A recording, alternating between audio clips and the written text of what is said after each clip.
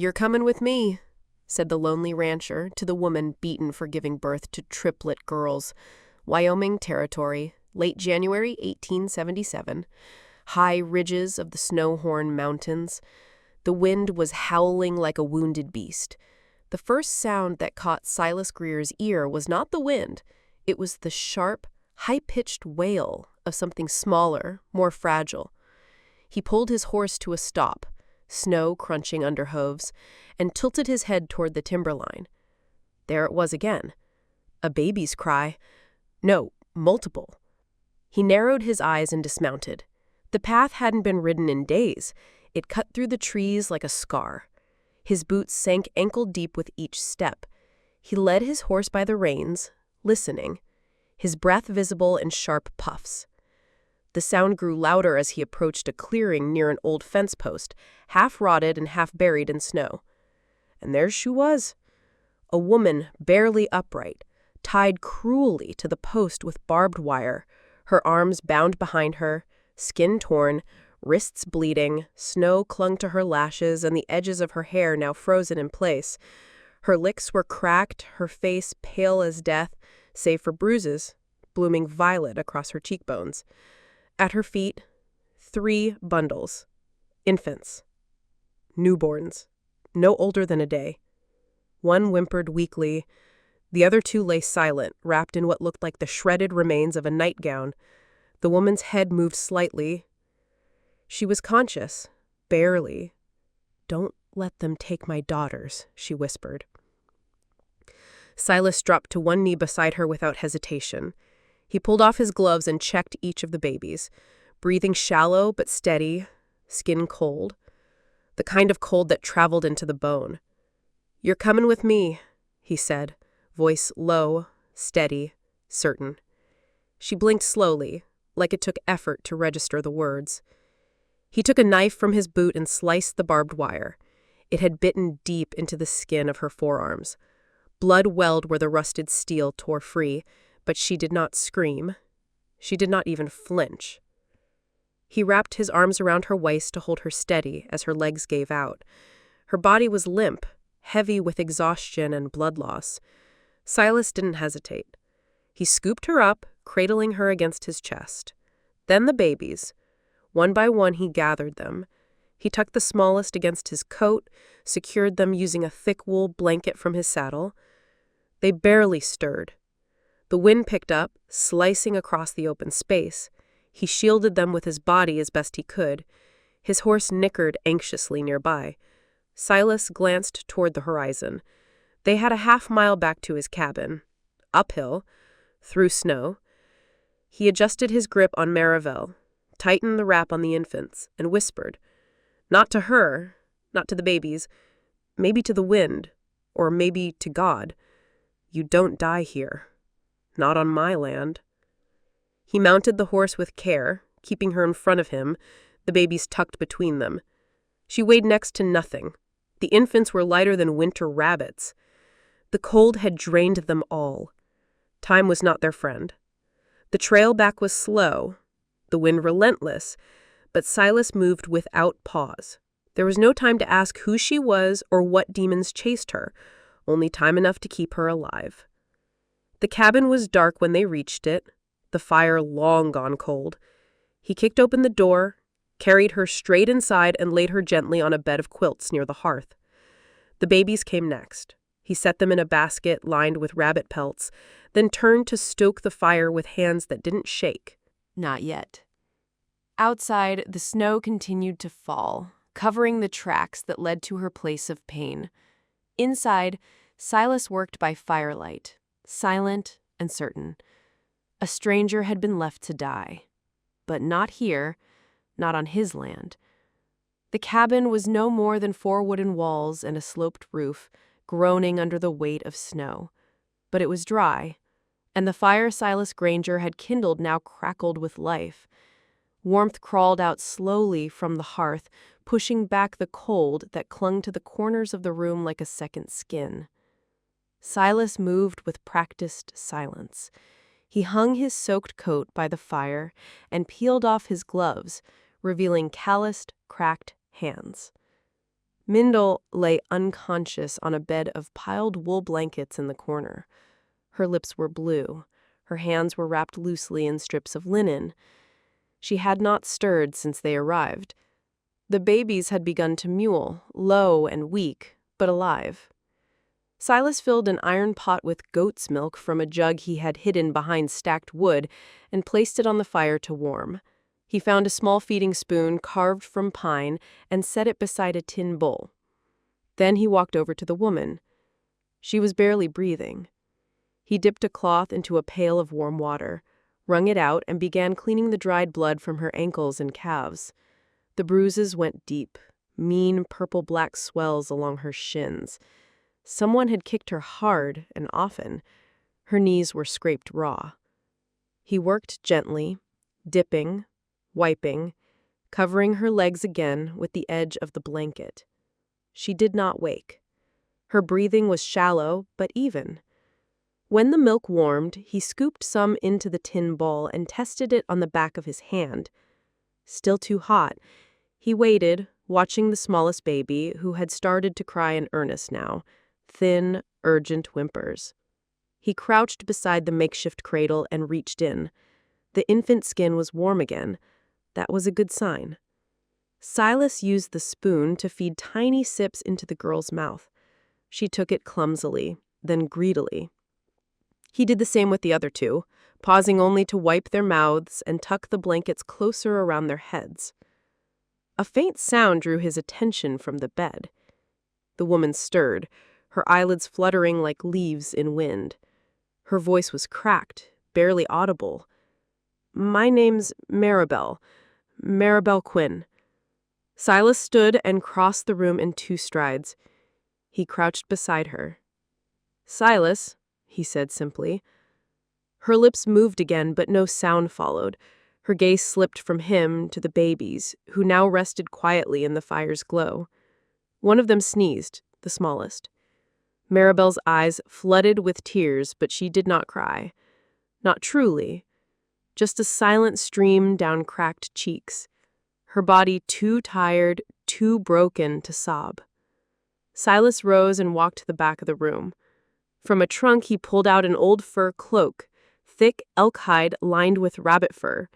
He folded it and brought it to the basket, carefully placing it beneath the sleeping children.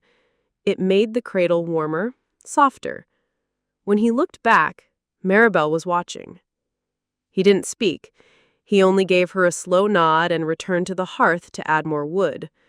Sparks rose like fireflies and vanished into the cabin's smoke-stained rafters.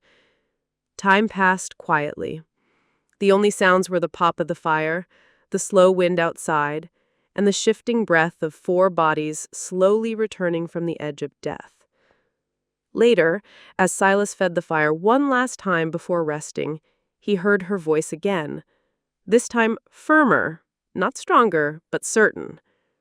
"You didn't leave us." He did not reply. He only sat by the fire, staring into it, as the snow howled against the walls and the cold beyond was held at bay, for now. The storm outside had softened to a hush. Snow still fell, but the wind had died, leaving behind a heavy stillness that wrapped around the cabin like a shroud. Inside, the fire glowed low and steady, casting flickers of gold across the rough timber walls. Marabel lay propped against folded blankets. Her face had regained some color, though the bruises still bloomed beneath her skin like ink stains. Her voice was hoarse, her throat raw from cold and crying. But she could speak now. Silas sat nearby, sharpening a blade against a wet stone with slow, careful strokes. He hadn't asked her anything, not who she was, not who had done this, not why she had been left to die. That silence, in its own way, was a kindness. "I was 17 when I married Joseph Quinn," Marabel said suddenly, her voice quiet but clear in the hush. "He was 34, rich, powerful. My father said I was lucky." Silas did not look up. He kept sharpening the knife slowly, steadily. "I thought I was lucky too, at first," she continued. He brought me to a big house with tall windows and marble floors. I wore silk. I slept on feather pillows. But he never touched me like a husband should. Not kindly, not gently. She paused, glancing at the sleeping babies beside the fire. Their tiny chests rose and fell in perfect rhythm. First daughter, he frowned. Second, he stopped speaking to me. Third, her voice cracked. Silas finally looked up. His eyes were calm, steady, waiting. When the third girl was born, he called the midwife a crone and said she cursed the womb. He told his brothers, I was no better than a mule, useless if I could not give him a son. That night, they beat me. She turned her face slightly, revealing a faint scar along her jawline.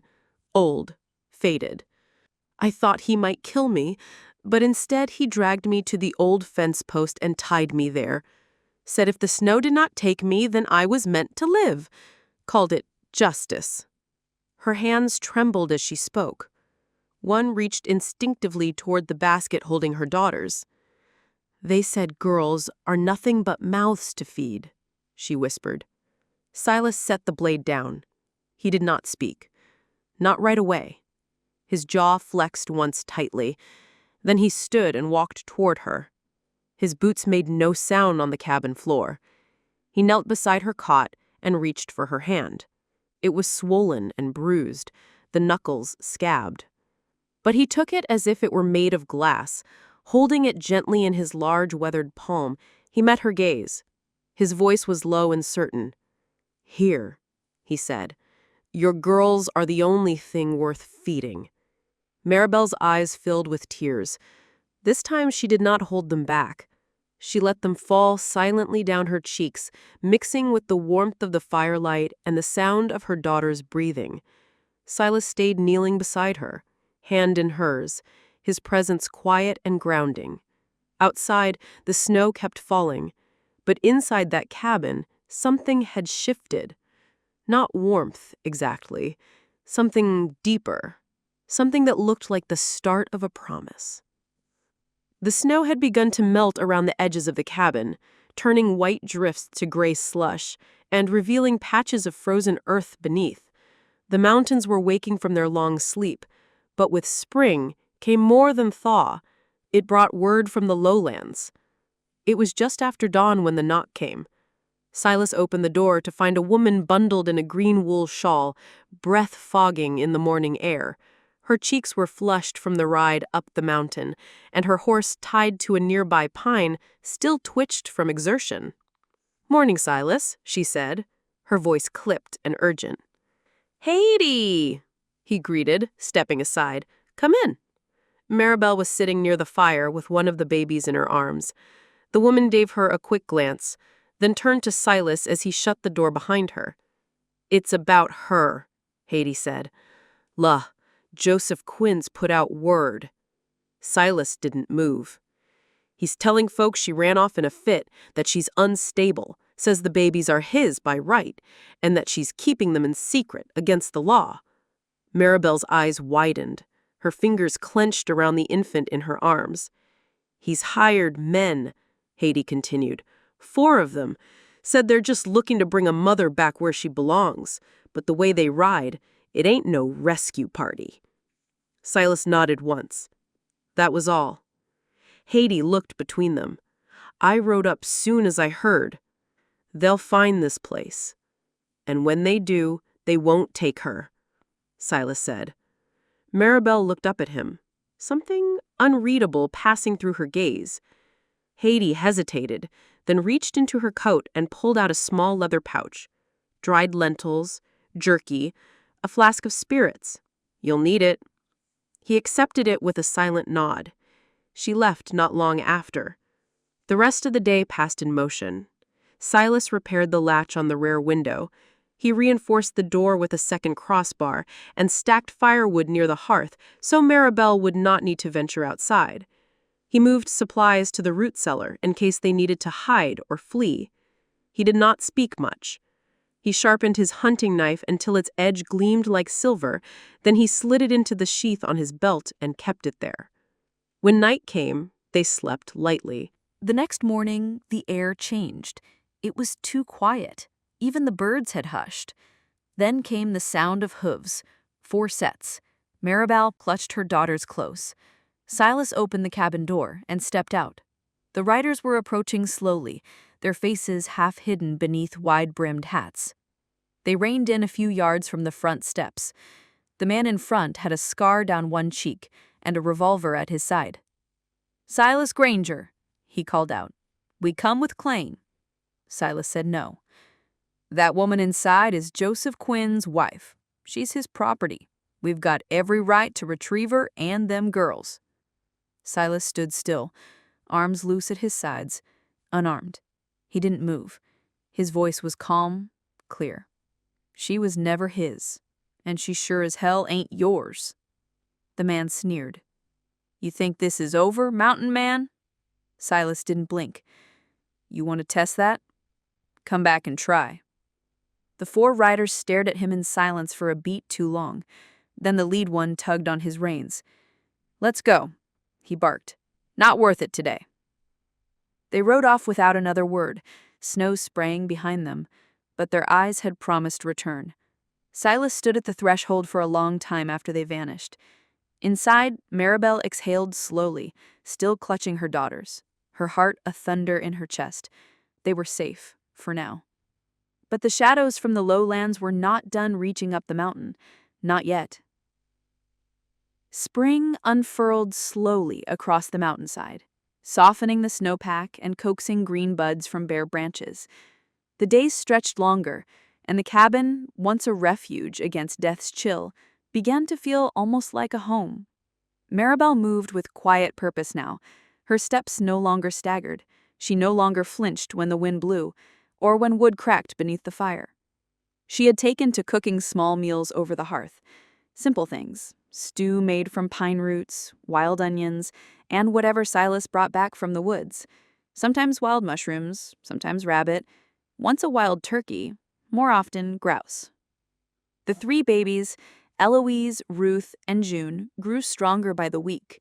Their cheeks plumped, their cries grew louder, then sweeter, like birds just learning how to sing. They slept in a row of soft nests fashioned from coyote pelts and hay, lined with pieces of an old quilt Silas had never used until now. Mornings were the quietest.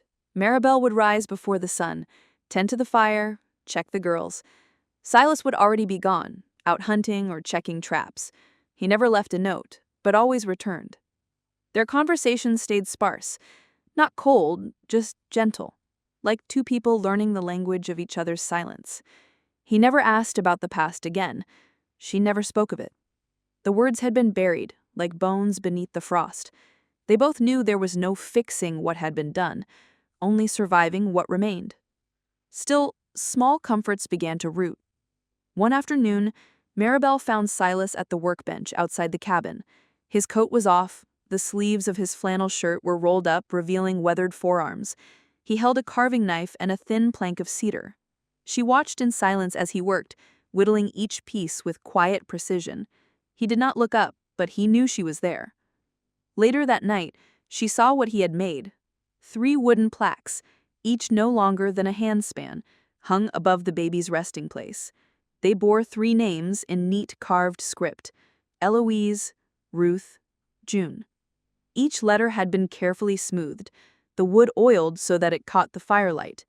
Marabel pressed her fingers to her mouth to keep from crying. No one, not even her own kin, had ever carved her daughters' names into anything permanent. Now they hung over their heads like prayers. The days turned gold and green. Marabel began to sing to the girls in the evenings, soft lullabies she remembered from childhood, songs her mother used to hum while braiding her hair. Silas would sit by the door. His long frame leaned against the jamb, sharpening tools or polishing his rifle, always listening. One evening, the wind shifted. Rain was coming. The air smelled of soil and pine. Marabel was stirring a pot over the fire, humming beneath her breath. Silas sat nearby, cleaning a pair of rabbit pelts. Without turning, Without meaning to plan the moment, she spoke his name. Not just his first, but the full weight of it. Silas Granger. He turned to her slowly. His hands stopped moving.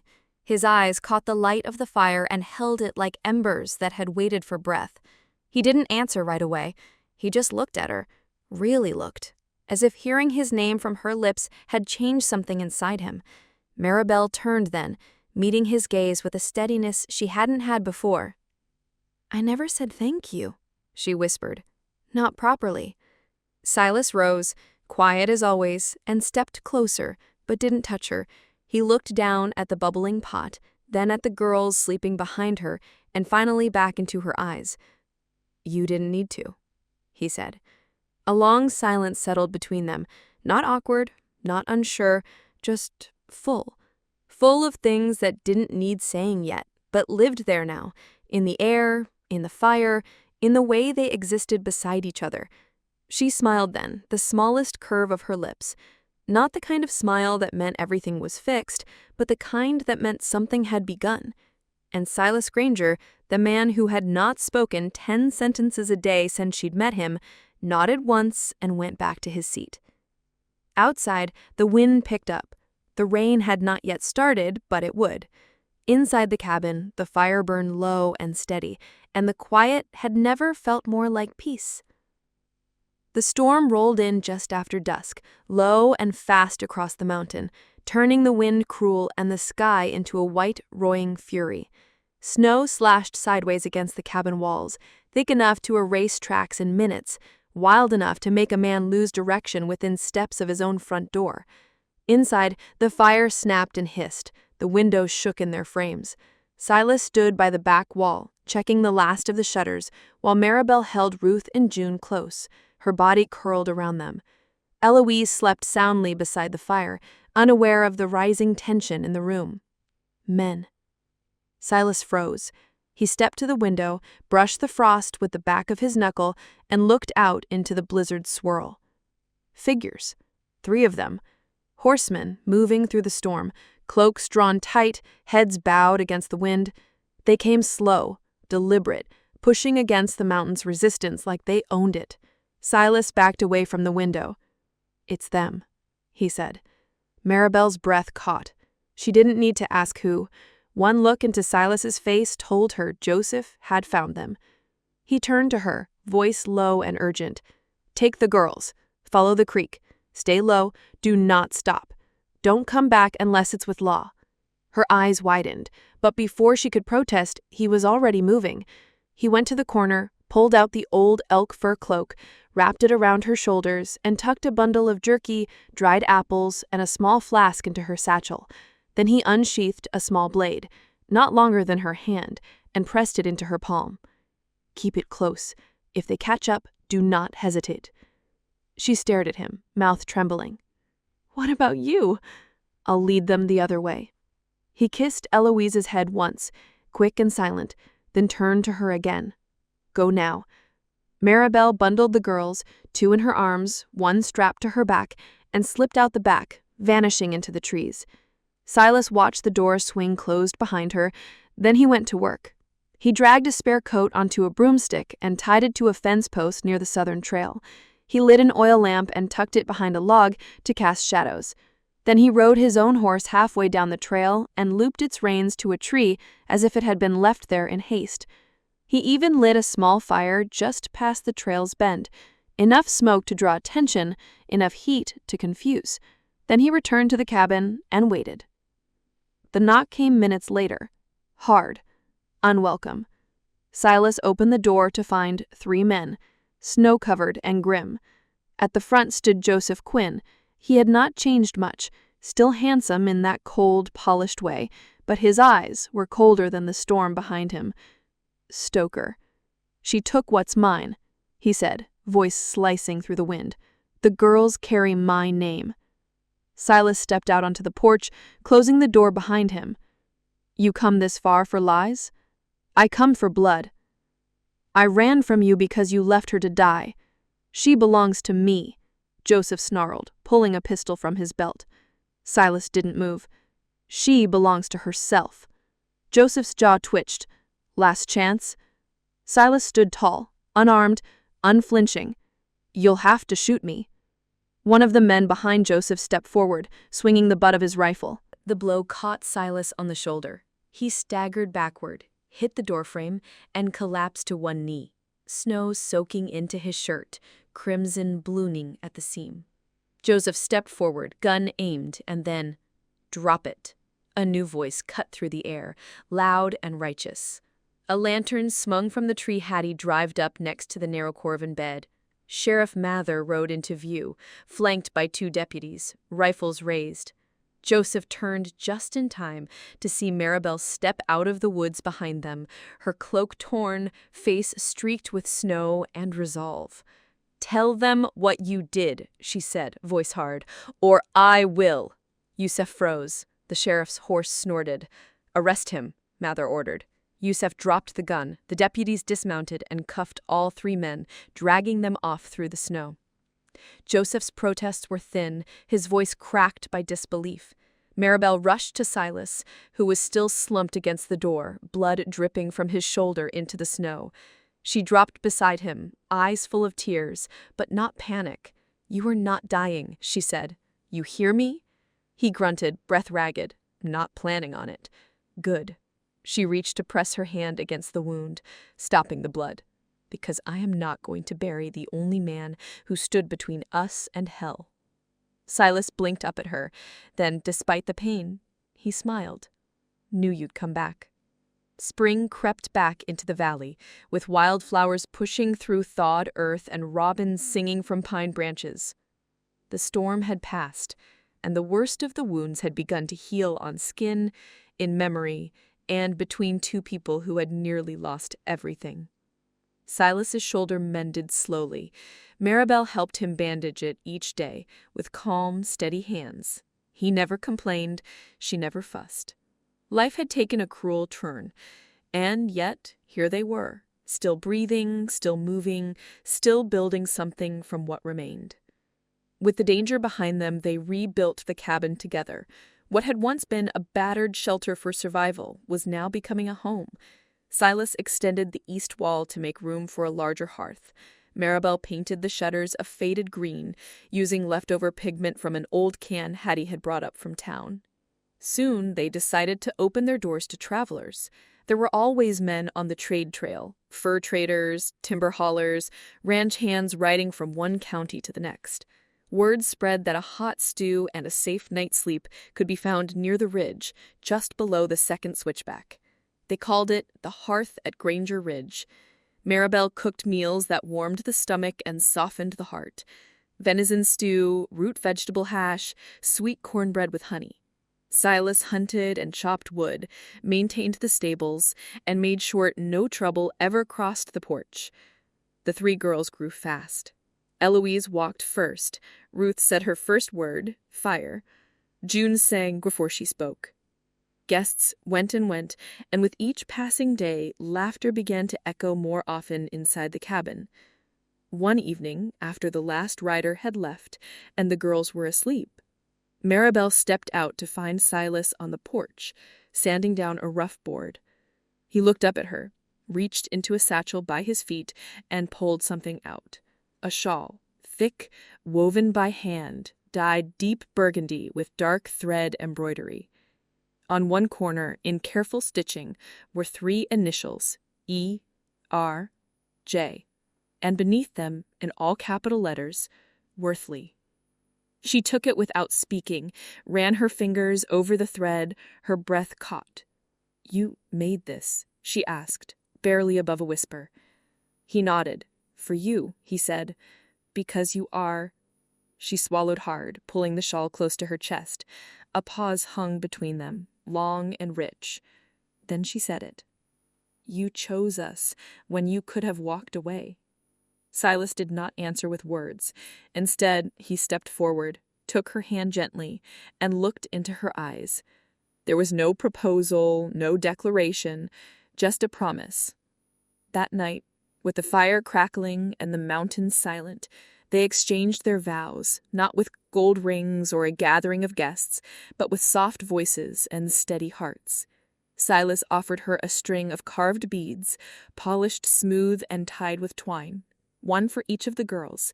He looped them over their tiny wrists as they slept. For Marabel, he offered nothing but a hand. She took it, and in doing so, took everything that mattered. There were no flowers, no priest, no music, just two people and a fire, and that was enough. Spring had fully claimed the mountain now. The snow was long gone from the ridge, replaced by soft moss and wild violets that curled along the stone path leading up to the cabin. The scent of pine mingled with something warmer, wood smoke, wild herbs, fresh bread baking in the hearth. Children's laughter rang out across the yard. Eloise, Ruth, and June chased each other around the porch steps, their dresses stained with grass and joy. Their hair, sun-warmed and wild, bounced as they ran. Marabel watched them from the kitchen window, her hands dusted with flour, a soft smile playing on her lips. The hearth at Granger Ridge had grown into something more than a refuge. It was now a stopping place, a quiet legend among riders and traders. Travelers came up the switchback trail not just for food, but for peace, for something that felt like home, if only for a night. They would sit at the rough-hewn table, steaming mugs of pine tea in hand, and listen to the girls' laughter outside. Marabel served them with quiet grace, sometimes slipping a warm roll into their coat pockets for the road ahead. Silas stayed mostly out back, tending to the garden rows he'd built by hand, potatoes, carrots, squash, and beans. When the girls napped, Marabel taught local children to read by chalkboard and charcoal. Some walked 5 miles for her lessons. Others stayed long after the letters faded just to hear her sing. Every night the fire in the hearth was lit with care, not because they feared the cold, but because they had once known it too well to forget.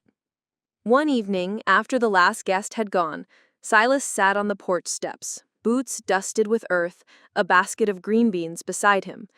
The sun was sinking into the hills, casting the world in gold. Marabel stepped out with 2 mugs in her hands and sat beside him. The girls darted around the yard, giggling, barefoot, alive. Marabel handed Silas his tea, then rested her hand on top of his. Her touch was light, familiar.